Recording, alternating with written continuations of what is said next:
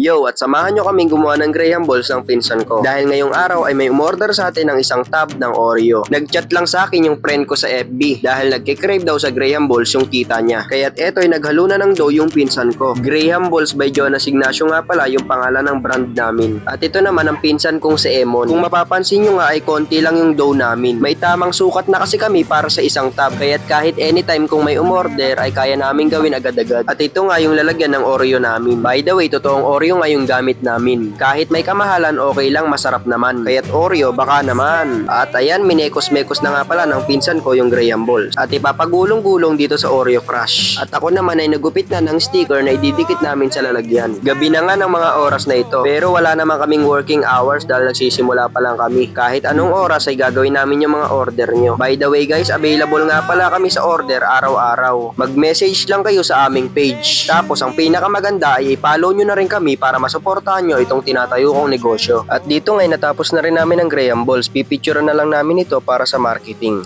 Tinapos namin, isang oras lang, Graham, 12 pieces. Graham Balls by Jonas Ignacio.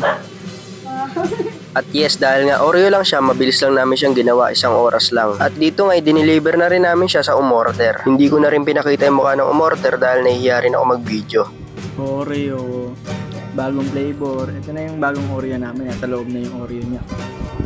Abangan nyo to, abangan nyo to. At yes, may bago nga pala tayong concept sa flavor ng Oreo. Pero hindi ko pa siya nilalabas sa market dahil nga medyo may problema pa siya. Hayaan nyo guys, konting tiis na lang, maayos na natin yan. By the way, hanggang dito na lang kami. Once again, this is Jonas Ignacio, the owner of Graham Bliss by Jonas Ignacio.